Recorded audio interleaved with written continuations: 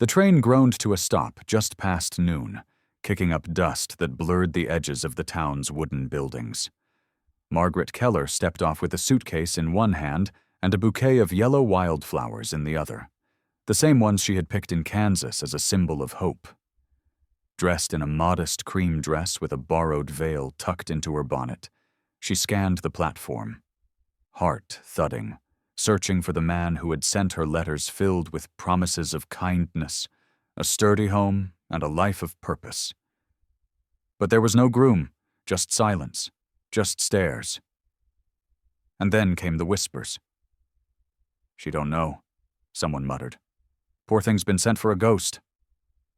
Sheriff Dunn approached, removing his hat with a sigh. "Ma'am, I'm real sorry. Samuel Brody passed 3 days before your last letter came. Fever took him. He never knew you were coming." Her knees weakened but didn't buckle. She'd known loss before. She had buried 2 siblings in childhood, had watched her mother fade away after a winter cough. She clutched the wildflowers tighter. "Then why am I here?" she asked, voice steady. The sheriff glanced back towards the road. He left something behind. Boys. 7 of them. Some his, some not. They're living in that house he built up on Haven Hill. No one stepped up. They've been fending for themselves." Margaret stared at him. "Alone?" He nodded. "Oldest is maybe 13. Youngest ain't speaking yet. Town's been feeding him scraps, but it ain't right." Something pulled inside her. Not duty, not pity. Something deeper, like roots searching for soil. "Take me there," she said.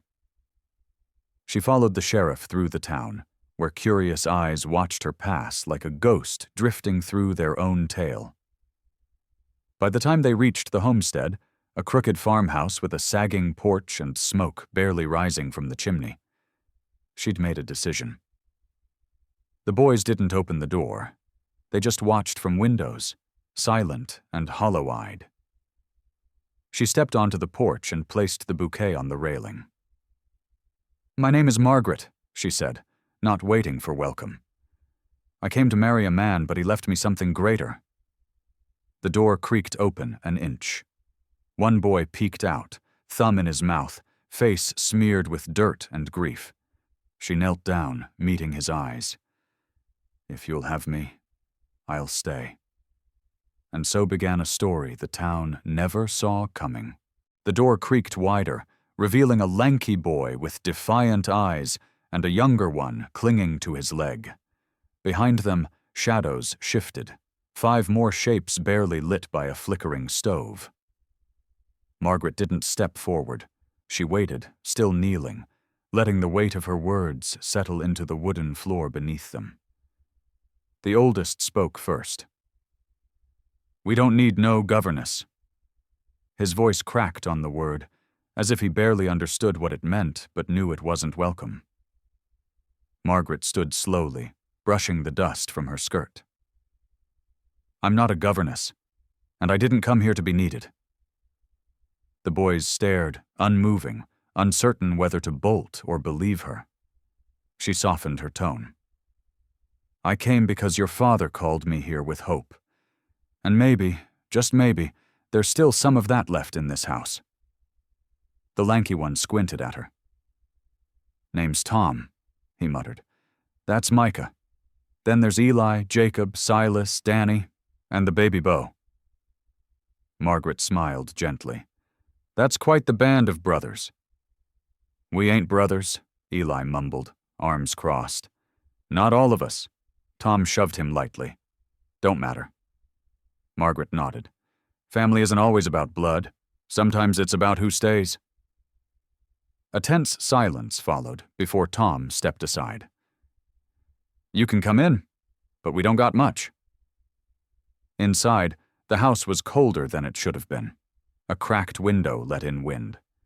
There were blankets on the floor where mattresses should be, and a single iron pot simmering thin soup. She didn't flinch. She'd known worse. "First thing," she said softly, "we open those windows and let the air know there's life here again. Then we clean, and then we eat." Danny, who hadn't spoken, tugged on her sleeve and pointed toward the back room. Inside, she found a cradle. Empty. Dusty. But beside it lay a box of toys, a pair of small shoes, and a letter. Samuel's handwriting was shaky but clear. "If I don't make it, and she still comes, tell her this house needs her more than I ever did." Margaret pressed her hand to her heart, then carried the letter out to the boys. "Your father believed in me," she said, "and if you'll let me, I'd like to believe in all of you." Tom stared at the floor for a long time. Then, without a word, he handed her a broom. "Start with the kitchen," he said. It wasn't affection, not yet. But it was a beginning. Margaret swept the hearth until her arms ached, stirred the soup with steady hands, and folded each blanket as if it were silk, though most were torn or fraying. The boys watched her like suspicious cats, each movement of hers drawing their silent judgment. Tom didn't speak again. He simply dragged in wood when the fire dipped, fed the baby from a chipped tin bottle, and muttered to Micah when the little one got too loud. Margaret didn't try to charm them. She didn't ask them to sit or talk or tell stories. She just worked. When the soup was ready, she ladled it into the cracked bowls and placed them in a rough line along the table. "Eat," she said simply. "Or don't, but it's warm." One by one they came, not out of trust, but out of hunger.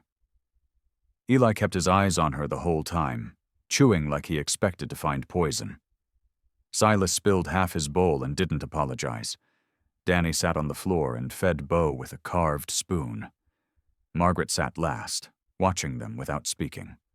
She didn't smile, didn't flinch, just watched. Jacob, the quiet one, finally looked up. "You got kids?" he asked. It was sudden, sharp, almost accusing. Margaret shook her head. "Number not yet." Eli scoffed. "You ain't gonna stay, anyway." She met his gaze. "I might." "Everyone leaves," Tom said, not looking up from his bowl. "Even Pa?" The words struck harder than any storm could have. Margaret didn't respond immediately. She folded her napkin instead. Maybe he didn't want to. Maybe life made him choose between coming back or making sure someone else came for you. Silence fell again. Micah sniffled. Danny climbed into Margaret's lap with the innocence of the youngest, and though Tom looked like he wanted to scold him, he didn't. Margaret held Danny close, the smell of firewood and dust in his hair. "I'm not here to replace your father," she said softly, "but I'll keep the soup warm, the blankets clean, and your name's safe in my heart." Eli pushed his bowl away. "Words don't mean much?" "Then I'll show you instead," she replied. "Every day, if I must." That night, they didn't say goodnight. No one hugged her. No one smiled. But when she laid her bedroll near the fire, someone, likely Tom, had left a folded blanket beside it. It wasn't welcome. Not yet. But it was warmth. And in a house that had known nothing but cold for too long, that meant everything. By morning, Margaret was up before the sun, hands raw from scrubbing, eyes lined from a night spent listening to every creak of the wooden beams. The boys had slept, scattered. Micah curled beneath the table. Tom slumped in the chair with his boots still on, and Bo in Margaret's arms, where he had somehow ended up again after crying softly in his sleep. She didn't resent it. It felt somehow like a quiet vote of trust. But trust wasn't steady in this house. It was a wind that shifted without warning. As she stirred cornbread into the cast iron, Silas stomped through the kitchen. "Why are you still here?" he asked, not bothering to hide the hostility in his voice. "Because no one asked me to leave," Margaret said gently. "Yet." Tom leaned against the doorway, eyes shadowed. "We don't do chores, just so you know." Margaret looked at him, then back at the bubbling pan. "Then I'll do them, But I don't clean after boys who leave boots on beds. That drew a scoff. Eli entered next, shirt wrinkled, dragging a rifle by the barrel. There's a fox digging at the henhouse. Margaret nodded. Then fix the fence. If you can't, ask. If you won't, then I suppose the fox eats tonight. The room stilled. Not because she yelled, she hadn't, but because no woman had ever spoken like that in this house, not since their mother died. They watched her bake the bread, boil the water, hang the sheets. She didn't beg, she didn't praise, she just worked. That afternoon, Danny trailed her while she planted carrot seeds along a crooked row. Mama used to hum, he said. Margaret paused. Did she? Danny nodded. When she made soup. Margaret smiled faintly, then began humming, not their mother's tune, but something soft and steady. Danny didn't correct her. By dusk, someone had stacked firewood beside the door. Margaret never saw who. She just placed a second ladle at the table and spoke no more of it. These weren't boys who responded to kindness like a candle to a match. They were wild, half-broken things who needed consistency more than compassion. That night, Tom sat last at the table. You don't get to be boss just 'cause you married him, he muttered. I didn't, Margaret said calmly. No one ever said vows. I came to be a bride, but that changed. So what are you now? He challenged. She looked around the room, at their faces, their scars, their silence. Maybe just the one who stayed. The rooster didn't wake her. It was the sound of boots on floorboards, the quiet shuffle of someone trying not to be heard. Margaret sat up, heart quickening. The boys had left her alone these past 2 nights, retreating to corners of the house where their grief and suspicion lived like ghosts. But this was new. She stepped lightly from the bed and followed the sound. In the kitchen, Beau was crouched beside the stove, trying to relight the fire. He glanced up, startled, a guilty look flashing across his small face. I was cold, he whispered. Margaret nodded, kneeling beside him. Then let's do it right. Together they rebuilt the flames, the silence between them not heavy but warm. When the fire caught, Beau didn't run. He just sat beside her, legs crossed, watching the light flicker. Mama used to tell us stories, he said quietly. But when she got sick, Tom said we had to forget them. Margaret didn't answer right away. Then she asked, Do you want to forget? Beau shook his head. But if I remember too much, it hurts. She reached out, brushed a curl from his forehead, then remembered just enough to keep her voice. That morning, Margaret cooked for all 7 boys and set the table like it mattered. No one said thank you, but no one complained either. Small victories. After breakfast, Eli stood in the doorway, holding something behind his back. It's yours, he muttered, placing a folded dress on the table. Mama sewed it, but she never got to wear it. We kept it. Margaret didn't touch it right away. Her eyes lingered on the soft lilac fabric. Why give it to me? Eli shrugged. You're still here. Tom came in behind him, arms crossed. Don't think that means anything? Margaret nodded. I don't, but I'll wear it anyway. The dress fit barely. Too short in the sleeves, a little tight around the ribs. But when she stepped onto the porch, the wind caught the hem, and the boys stared like they'd seen a ghost. Not their mother, not a replacement, just a woman who hadn't run. That afternoon, someone fixed the crooked door. Someone mended the porch rail. Margaret didn't ask who. She simply planted more seeds, humming softly, while inside the house, the sound of arguing lessened. These weren't lost boys anymore, not quite.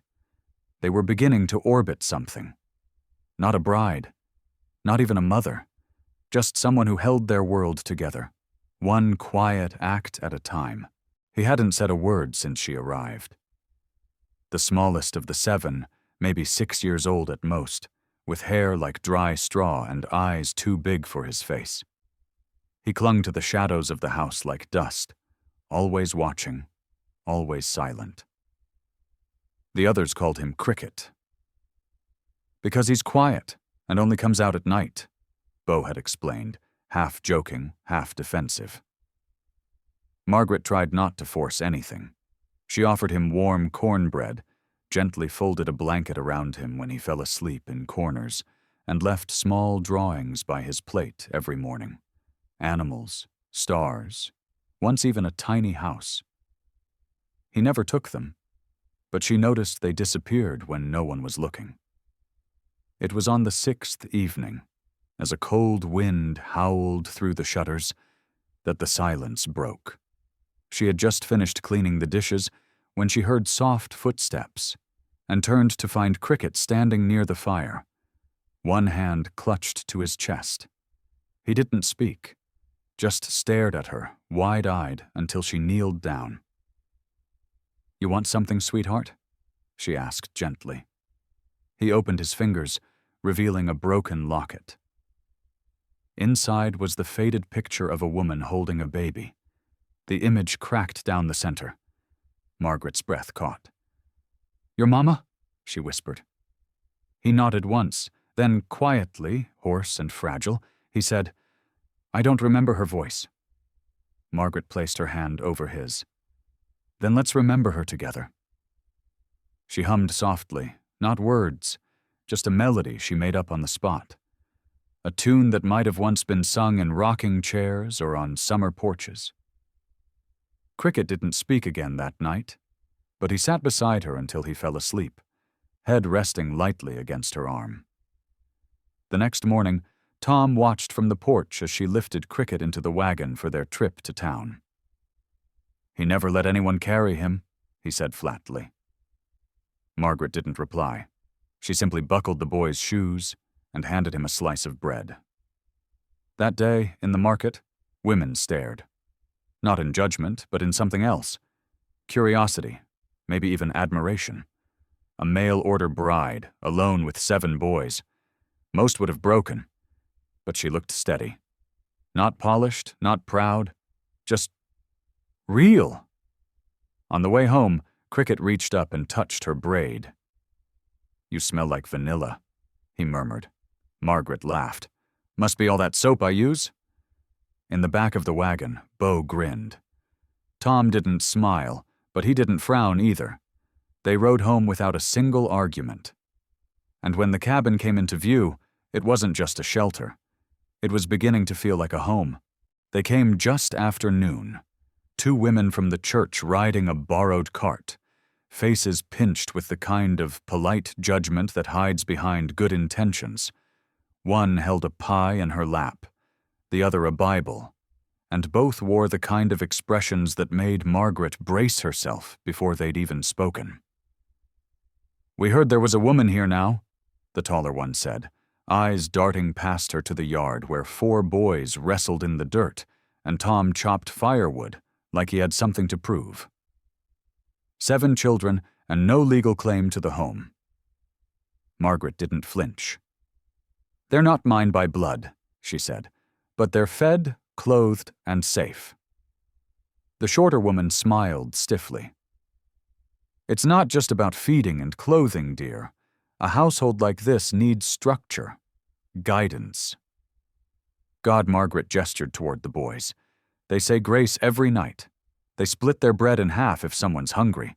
I think that's more godliness than I've seen in many fine houses." That earned a silence sharp enough to slice through winter air. "The town council may get involved," the taller woman warned. "We'll be watching." Margaret didn't slam the door when they left. She didn't need to. The boys had seen it all. Later that evening, Bo sat on the porch steps, legs swinging. "Are they going to take us away?" he asked quietly. Margaret crouched beside him. "Not if I have anything to say about it." "But you're just... you." She touched his cheek. "Maybe. But I'm not leaving. Not unless they carry me out." That night, after the boys were asleep, Tom knocked gently at her door. He didn't come in, just stood there awkwardly. "The church ladies. They'll stir things up." Margaret nodded. "Let them." "You're fighting too many fires, Maggie. Then maybe it's time someone else brought water." Tom looked away. "I never asked you to fix all this." "You didn't have to," she said. "They needed a mother. I didn't come here for that, but I'm not walking away from it either." For a moment, he looked like he might say more. But instead, he just nodded, turned, and walked into the cold. Margaret watched him go, arms crossed, heart steady. She wasn't trying to be brave. She was just tired of seeing people thrown away, and she was done letting boys grow up believing they were burdens. She lit a single lamp and sat down to mend socks.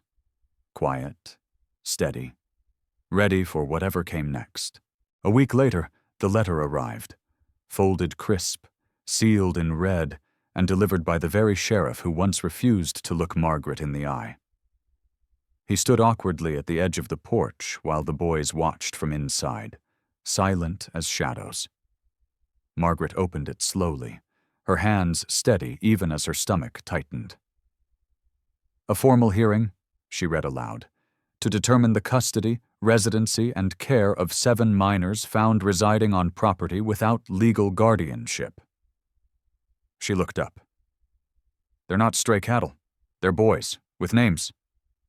The sheriff shrugged, not cruel, just tired. "It's the town, not me." "Then tell the town I'll be there." That night she sat each boy down, one by one, and made sure they knew what might happen. Might. Not would. Bo cried. Ellis offered to run. Gabe said nothing but held her hand longer than usual. Tom was the only one who didn't look surprised. "They're scared," he said after the others went to bed. "So am I." Margaret nodded. "I never asked for this." "You didn't have to, but you stayed." "That's not enough for a judge." "No," Tom said, "but it's enough for them." At the hearing, the town hall was packed. Every face seemed to hold a different version of her story. Some whispered, some imagined. The council sat in a row like schoolmasters, the preacher beside them, arms crossed. Margaret stood alone at first, in her plain dress and worn boots, hair pulled back like she didn't care to impress anyone. "You claim no legal right to the children," the judge said. "No marriage certificate, no adoption papers. Only meals shared, beds made, fevered foreheads cooled, dreams listened to," she replied. "And do you expect us to place 7 children under your care based on sentiment?" he asked. "No," she said quietly. "I expect nothing, but they expect me, every morning, every night. I didn't ask for them, but I've loved them as fiercely as if I had." A silence followed, deep and long.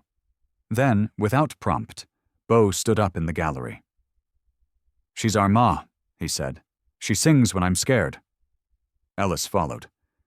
"She stayed when no one else did." One by one, all 7 boys stood. None rehearsed, none polished, just truth. And for the first time since she arrived in that dusty town, Margaret felt something break. Not her resolve, never that. But the wall between her and what she had become, not a bride, not a guest, a mother, without paper, without permission. But with purpose, no court could undo. The judge didn't say anything for a long while. His fingers tapped the edge of the table as if counting the weight of their words. Then, without lifting his eyes, he spoke quietly. "We'll reconvene tomorrow. I want statements. From each of the boys. In writing or spoken. This town may not recognize sentiment, but we will not ignore the voices of children." As Margaret left the hall, heads turned, not in mockery this time, but in pause. The kind of pause people give before rethinking everything they thought they knew. On the walk back, none of the boys said much. But that night, something changed. Bo crawled into her lap without asking. Ellis brought her an old pencil and said, "In case you want to write yours, too." Tom sat beside her and said nothing, but it felt like a vow. The boys worked late into the night, some writing on scraps, others whispering into Tom's ear so he could put it into words. "She feeds us, talks to us, tells us we matter. She let me sleep near her fire when I was too cold to breathe. She never asks for anything." Margaret read each one by lantern light. Her throat tightened with every line. She didn't correct grammar or spelling, didn't trim the edges. These were their truths. Unpolished. Sacred. The next morning the boys stood before the judge again. This time Margaret didn't stand alone. They sat in a row, shoulders squared, clothes cleaned as best they could. Each one read or spoke, their small voices echoing louder than any legal argument. When Beau finished his part, he added, "She's more mother than I ever had." And that somehow cracked something in the judge's face. The preacher leaned over and whispered, but the judge waved him off. "I've seen enough," he said, voice firm now. "Sometimes families are not born. They are made with choices and sacrifice, with love no certificate can measure." Then, looking straight at Margaret, he added, "The boys stay, as long as they choose to." A gasp rippled through the room. But Margaret didn't cry. She just looked at her boys, and smiled. They swarmed her like wind through a wheat field. Beau hugged her legs. Gabe wiped his nose and tried to pretend he wasn't crying. Even Ellis grinned so wide it hurt to see. As they walked home, the sun high and the dust dancing, Margaret realized something she hadn't dared admit. She had arrived a bride. But she had become a mother, not because she had to, but because they chose her too. By spring, the town no longer whispered when Margaret walked by. They waved. The general store kept a jar on the counter labeled "For the Boys," and people dropped in coins without fanfare. The school teacher visited twice a week now, holding lessons beneath the sycamore in Margaret's yard, while Beau chased butterflies and Ellis argued about punctuation. Tom fixed the porch railings, and Gabe had begun carving little wooden animals, gifting them to neighbors who once wouldn't meet their eyes. The preacher, once cold and distant, brought warm bread every Sunday and never asked questions. Margaret kept the marriage certificate tucked in the drawer by the stove. It bore her name and a man's she had never met, but it no longer felt like a cruel joke. It was simply a page in a book that had turned out differently than anyone expected. One evening, while hanging laundry, she noticed a stranger standing near the edge of her yard. A young girl, no more than 10, with tangled hair and shoes too big for her feet. The girl said nothing, just stared. Margaret looked behind her. No one. "Are you hungry?" she asked gently. The girl nodded. "Then come on," Margaret said, holding out her hand just as she had that day on the platform. "You don't need to say anything. You're safe now." The girl stepped forward slowly. From the window, Beau called out, "Do we have a new sister?" Margaret smiled. "Maybe," she whispered, "if she wants to be." That night they added one more plate to the table. No questions, just another child who needed what Margaret had learned to give. Not perfection, not even promises. Just presence, just love. News traveled as it always did. Quietly, with no need for headlines. Folks began to call her the widow bride, though no one mentioned her absent husband anymore. She had built something out of nothing. Not from romance, not from rescue, but from quiet resolve and open arms. And when the mailman finally came with a letter addressed to Margaret, mother of the boys, she folded it in half, smiled, and pinned it to the wall beside the kitchen window. It wasn't how she thought her story would go, but it was more than she ever dared dream. A bride without a groom, a mother without blood, a stranger who became home. The town had lost its boys, but in her, They found everything they were missing. And she found herself.